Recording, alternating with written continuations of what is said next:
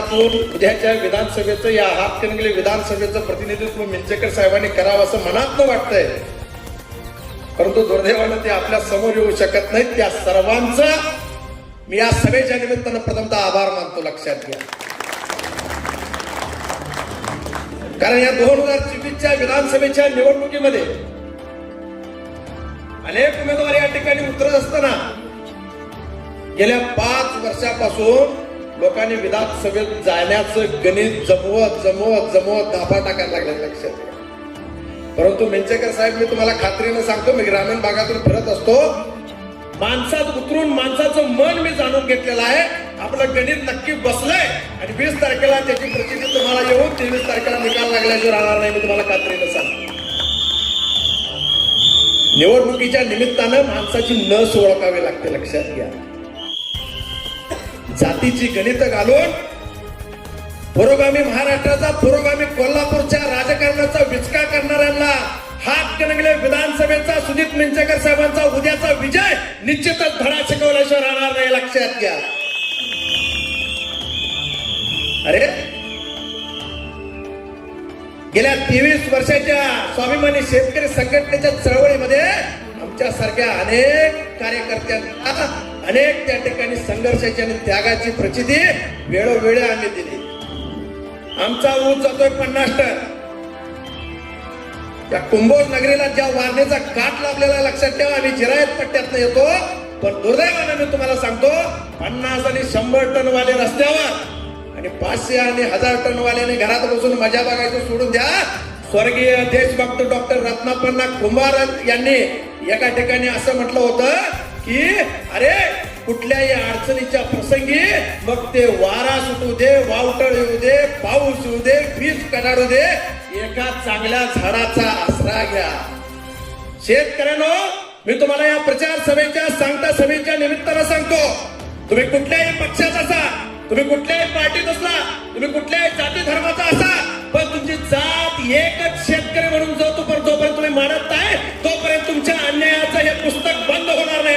तेव्हा डॉक्टर देशभक्त रत्नापन्ना कुंभार यांनी जे सांगितलं की गड्या, अडचणीच्या ठिकाणी एका चांगल्या झाडाचा आसरा घे, ते तुला पाऊस लागू देणार नाही, ते तुला वारा लागू देणार नाही, तुला वावटळापासून संरक्षण करेल. तसं उद्याच्या काळामध्ये स्वाभिमानी शेतकरी संघटना नावाचं हे जे वृक्ष 23 वर्षाचं आहे, याला जर तुम्ही जगवला नाही तर तुमच्या अंड्यावरील कापड काढल्याशिवाय कारखाना थांबणार नाही. ते लक्षात घ्या. कुणाची पाठराखण करताय तुम्ही? अरे, एका बाजूला आमच्या जगण्याचे आणि मरण्याचे प्रश्न आहेत. उभी हयात आमच्या बापाची गेली, उभी हयात आमच्या आईची त्या ठिकाणी गेली की आपल्या पोराला चांगल्या पद्धतीचं शिक्षण देता येईल की म्हणून तिची तळमळ राहिली. आयुष्य संपत चाललंय तर तिचं ते स्वप्न अर्धवट राहिलंय. लक्षात घ्या.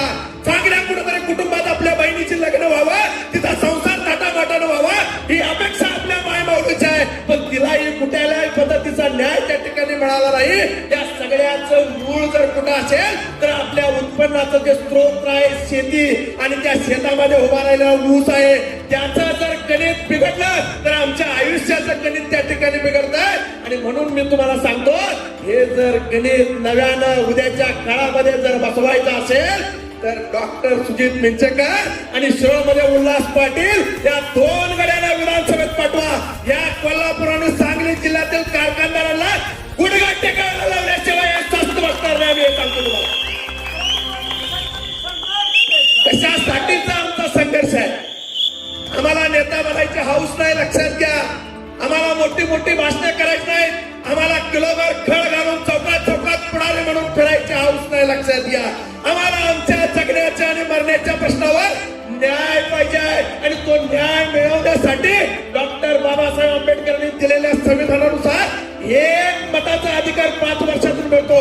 आणि त्यावेळी जर आपण आपलं मस्तक शांत ठेवून जर मतदान केलं नाही तर तुम्हाला सांगतो, आपला पुढचं 5 वर्षाचं भविष्य अंधारात गेल्याशिवाय राहणार नाही. तुम्हाला सन्मानानं आणि स्वप्नानं पुढच्या 5 वर्षात एका चांगल्या लोकप्रतिनिधीला मी मत दिलं याचा अभिमान बाळगायचा असेल तर डॉक्टर सुजित मिंचेकरांना तुम्ही मत द्या. आणि दुसऱ्याला जर मत तुम्ही केला तर या प्रस्थापितांची गुलामगिरी स्वीकारण्यासाठी त्या ठिकाणी सज्ज राहा. मी तुम्हाला सांगतो. मित्रांनो, इतक्या तळमळीनं आणि इतक्या उमेदीनं मी आज या ठिकाणी तुम्हाला एक अतिशय जाणीवपूर्वक तुम्हाला सांगतोय. 30 वर्षाची नव्हे, धर्मवीर भाऊराव पाटलांची पुण्यभूमी असलेल्या या कुंभोज मध्ये ज्या भाऊराव अण्णांनी अज्ञानापासून ज्ञानाकडे जाण्यासाठी अनेक वर्षाचा शिक्षणापासून वंचित राहिलेले जे घटक होते त्यांना ज्ञानरूपी त्या ठिकाणी ऊर्जा त्या ठिकाणी कर्मवीर भाऊराव अण्णांनी दिली. तशाच पद्धतीचं उसाचं अर्थशास्त्रातलं अज्ञानातलं ज्ञान राजू शेट्टीने 23 वर्षापूर्वी तुम्हाला दिलं आणि त्याचीच प्रचिती या ठिकाणी सगळे उभा असलेले बंगले आणि तुमची आर्थिक उन्नती आहे. लक्षात ठेवा. तुमच्या डोळ्यावरची झापड काढा. तुम्हाला जे कारखानदारांनी जे अफूच्या गोळ्या दिलेल्या आहेत त्यातून जागा व्हा आणि खरं कुठलं आणि खोटा कुठलं हे तुम्ही ओळखून उद्याच्या काळामध्ये डॉक्टर सुजित मिंचेकर यांना तुम्ही मतदान करा. एवढंच या निमित्तानं मी आवाहन करतो. जाता जाता मी एकच तुम्हाला सांगतो, मी खास करून माझ्या तरुण मित्रांना, इथल्या तरुण शेतकऱ्यांना मी आवाहन करतो, अरे एक वेळ शेतामध्ये एकरी 100 टन पिकवायचं थांबवा. एक वेळ एखादा डोस चुकला तर चालू द्या. 5 टन कमी पिकवा गाड्यावर, पण जे पिकवताय त्याला पायातला हातात घेऊन त्याला दळण मिळवायला शिका. हे तुम्ही जोपर्यंत शिकणार नाही तोपर्यंत पुढच्या पिकांच्या कारखानदाराच्या गुलाम झाल्याशिवाय राहणार नाही. आणि म्हणून माझी एक कळकळीची विनंती आहे, मित्रांनो, महापुरुषांचा गजर घालून, महापुरुषांचा जयघोष घालून आणि महापुरुषांना त्या ठिकाणी हार तुरा घालून त्यांचा सन्मान कधी होणार नाही. अन्यायाच्या विरोधात बंड थोपटून उभा राहून समाजाला न्याय देण्याची भूमिका या महापुरुषांची होती. तुम्हाला जर या महापुरुषांचा आदर वाटत असेल तर तुम्ही या अन्यायाच्या विरोधात उद्याच्या निवडणुकीत बंड थोपटून उठा आणि डॉक्टर सुजित मिंचेकरला विधानसभेत पाठवा. निश्चितच डॉक्टर सुजित मिंचेकर साहेब तुमच्या अन्यायाच्या विरोधात या विधानसभा त्या ठिकाणी डोक्यावर घेतल्याशिवाय राहणार नाही आणि तुम्हाला प्रत्येक गोष्टीचा न्याय मिळाल्याशिवाय ते थांबणार नाही. एवढीच आशा आणि अपेक्षा या ठिकाणी व्यक्त करतो. कुणाच्या गुलामगिरीत दबून न जाता सन्मानाने आणि त्या ठिकाणी स्वाभिमानानं पाठीचा कणा ताट ठेवून मतदानाला जावा. कुणाच्या 500 रुपयाला त्या ठिकाणी भुलून न जाता या ठिकाणी सन्मानानं आपल्या बापाचे, आपल्या आईचे आठवण त्या ठिकाणी डोळ्यात ठेवून आपण मतदानाला त्या ठिकाणी जावा आणि आपण ते जाल. निश्चितच उद्याच्या विधानसभेच्या रणधुमाळे एक आणि एकच सिद्धी वाजेल आणि 23 तारखेला आपल्याला बोलावं लागेल. एवढीच आशा आणि अपेक्षा व्यक्त करतो. थांबतो. धन्यवाद. जनतेचा अधिकारनामा जाणीव हक्काची या न्यूज चॅनलला लाईक, शेअर व सबस्क्राईब करण्यास विसरू नका व सदैव रहा अपडेट. जाहिराती व बातमीसाठी आजच न्यूज चॅनलशी संपर्क साधावा. 80 87 820 897.